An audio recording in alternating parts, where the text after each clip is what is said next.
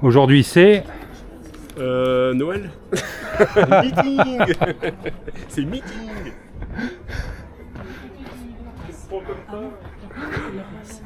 Bon, très bien. Aujourd'hui c'est... Meeting. Oui.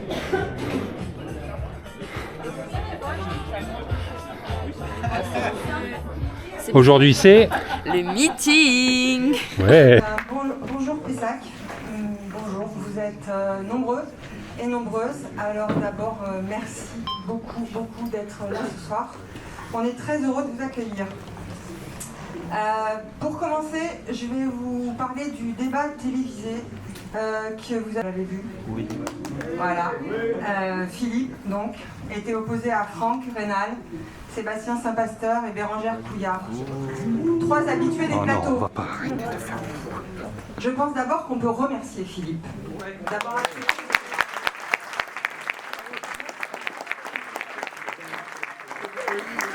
et le féliciter pour sa prestation parce que, disons-le, il a été le meilleur.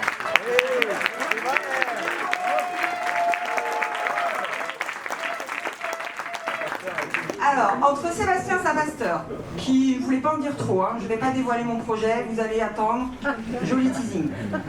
Madame Couillard, qui pense que la plateforme d'inscription en centre de loisirs est notre seule préoccupation dans la vie. Et Monsieur Rénal, qui se complaît dans l'autosatisfaction. Philippe a été le seul à faire des propositions concrètes. Merci à toi. Et si vous ne l'avez pas encore vu, je vous invite à aller le regarder. Mais mon petit doigt me dit qu'il va y en avoir d'autres. Parlons une minute, si vous voulez bien, de Franck Rénal, notre maire actuel. Sa liste s'appelle « Fier d'être Pessacais ». Fier de quoi? Fier d'une ville à 2 vitesses, qui favorise le centre-ville, mais délaisse les quartiers et l'extra-rocade. Fier de brandir un prix de la participation citoyenne, quand on sait que les conseillers municipaux ont quitté la majorité en scandant « Pour vous plaire, il faut se taire ». Fier d'annoncer, et je pense que ça c'est le clou, un excédent de 10,5 millions d'euros en 2025. Notre argent. Notre argent. Il le met sur un tract, il est très fier d'annoncer qu'il a fait cet excédent. Vous savez ce que représente 10 millions d'euros? Non, parce que vous ne les avez pas. Non, moi non plus. 150 euros par habitant. 400 euros par foyer Pessacais. 50 000 euros par association. Ou encore 220 salariés à 2500 euros. Tout ça, on pourrait faire avec 10,5 millions d'euros. Alors non, nous on trouve qu'il n'y a pas de quoi en être fier.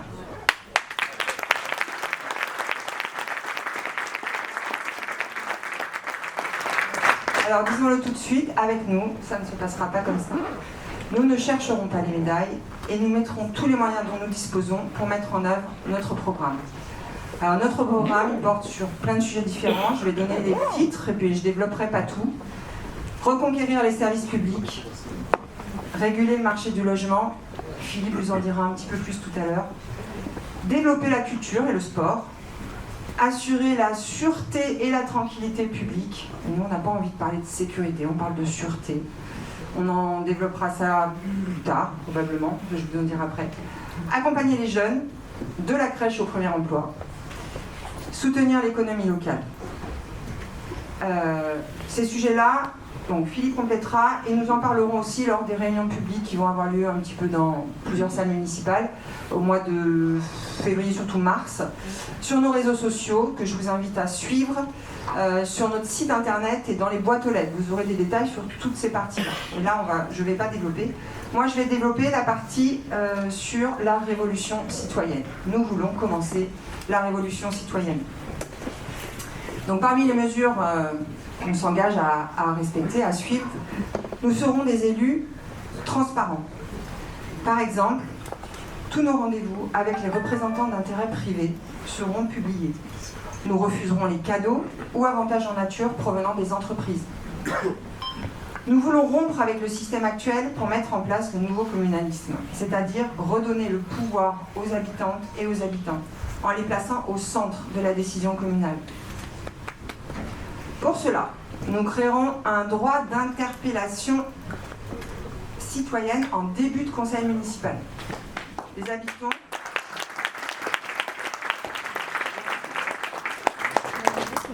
Ainsi, les habitants pourront obliger les élus à répondre publiquement à leurs questions et propositions. Ainsi, nous signerons la fin de la gouvernance verticale. Les décisions municipales ne se prendront plus à huis clos. Ensuite, nous mettrons en place le RIC. Pardon. Nous avons aussi prévu de bannir les sigles.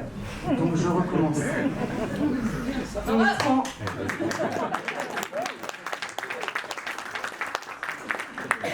mettrons en place le référendum d'initiative citoyenne parce que sa mise en place au niveau municipal est une préfiguration de la révolution citoyenne que nous voulons accompagner au niveau national.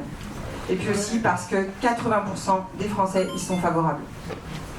Bien sûr, si la participation dépasse un certain seuil, nous nous engagerons à respecter le résultat de la consultation.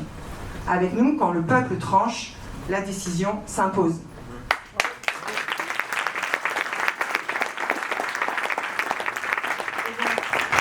Vous aurez reconnu l'allusion à Macron qui n'a pas adopté les conclusions des conventions citoyennes qu'il a mises en place avec beaucoup de ferveur. Il nous avait promis qu'il respecterait les décisions. L'organisation de référendums s'accompagnerait bien entendu de réunions d'information, de débats contradictoires qui permettront à chacun et chacune de s'emparer du sujet.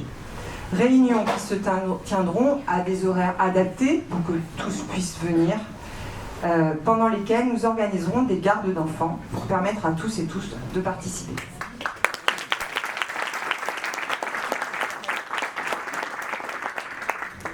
Pour donner la parole aux citoyens et aux citoyennes, nous nous appuierons aussi sur les 200 associations PESACES et syndicats et maisons de quartier qui sont aujourd'hui indispensables au bon fonctionnement de la ville. Ce sont des centaines de bénévoles, des milliers d'usagers qui sont concernés. Pour commencer, les critères d'attribution des subventions seront co-élaborés avec les associations pour en finir avec l'arbitraire politique et les logiques de clientélisme. C'est une demande forte des responsables d'associations.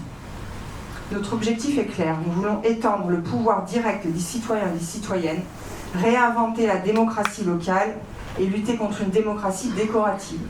Ces mesures seront construites dès le début de la mandature avec des assemblées citoyennes.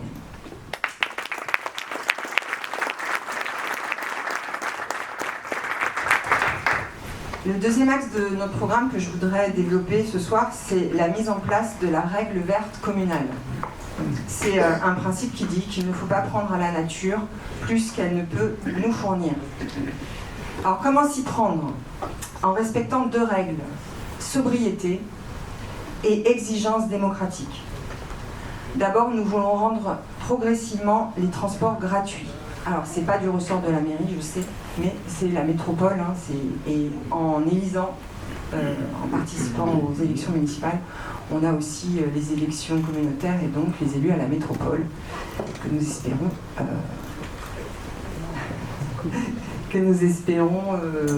voilà, rejoindre. Donc les transports gratuits progressivement pour garantir le droit de se déplacer, réduire la pollution et lutter concrètement contre les inégalités sociales. Nous exigerons une meilleure desserte des quartiers périphériques tels que Magonty, Cap-de-Bosse, Toctouco ou Bois de Bersol. L'égalité territoriale n'est pas négociable.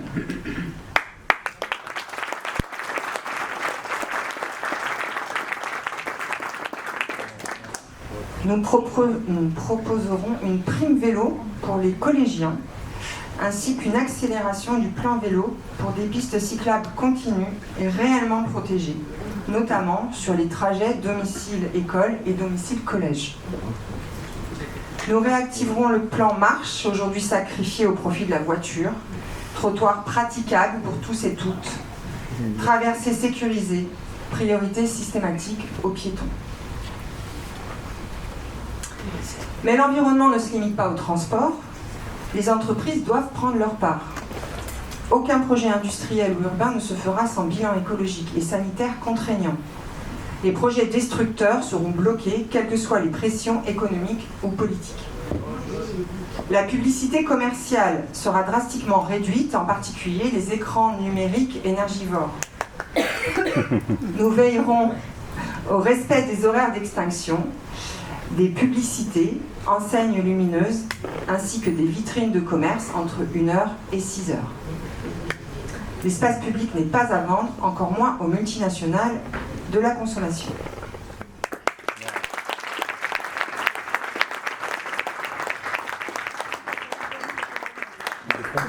Alors, ce ne sont que quelques-unes des mesures que nous proposons. Il y a aussi, mais je ne développerai pas, la création d'un service de la chaleur et du froid, l'organisation de campagnes de sensibilisation sur l'écologie et le réchauffement climatique, ou la lutte contre les passoires et bouilloires thermiques dans le public comme dans le privé, et bien d'autres encore disponibles sur notre site. Mais soyez assurés d'une chose, c'est que dans notre combat écologique, nous aurons toujours comme boussole la lutte contre les inégalités. Parce que celles et ceux qui subissent le dérèglement climatique ne sont pas celles et ceux qui le créent. Avant de rendre la parole, je voudrais évoquer un sujet qui me tient particulièrement à cœur, que Louis développera sans doute. C'est la souffrance des jeunes. Alors je précise le contexte pour ceux qui ne me connaissent pas. Je suis enseignante au lycée de Pessac. Et on le voit tous les jours, que les jeunes ne vont pas bien, et de moins en moins bien. Alors au début on a mis ça sur le compte du Covid, mais ça va bien au-delà. Selon une enquête de la Mutualité française, l'Institut Montaigne et l'Institut Theram, pour être précise, 25% des 15-29 ans souffriraient de syndrome dépressif. Et je voudrais dire combien nous, enseignantes et enseignants, nous sommes démunis. Il n'est plus rare d'avoir 2-3 élèves par classe qui souffrent de troubles anxieux ou d'addiction. Problèmes intrafamiliaux, harcèlement, stress scolaire, absence de perspective dans un monde qui part en vrille, je ne sais pas, sûrement un peu de tout ça. Mais ce que je sais, c'est que la seule réponse du bloc libéral, ce sont les seules réponses. L'uniforme à l'école, les groupes de niveau en 6e, merci monsieur Attal, l'orientation dès la maternelle. Je cite Elisabeth Borne. On doit définir l'orientation non pas en remplissant Parcoursup, mais en se préparant très tôt, presque depuis la maternelle. Et dernièrement, les classes défense soutenues par notre député Saint-Pascal. Alors oui, beaucoup de choses se jouent dès la maternelle, mais pas en sens où Madame Borne l'entend. La lutte contre les inégalités, contre la violence, contre la précarité, contre le racisme ou le mal-logement sont essentielles pour que les enfants grandissent en s'épanouissant. Offrons des perspectives à nos jeunes et à leurs familles pour construire un monde meilleur, tous ensemble. Ces combats seront au cœur de mon engagement, mais pour ça, on a besoin d'une politique de gauche qui ne fasse aucune compromission. On compte sur vous et on compte sur vous.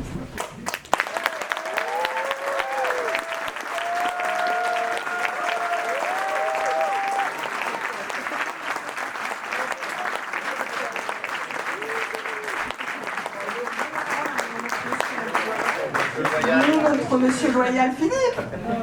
Je suis là. Alors je passe le micro, Mathilde.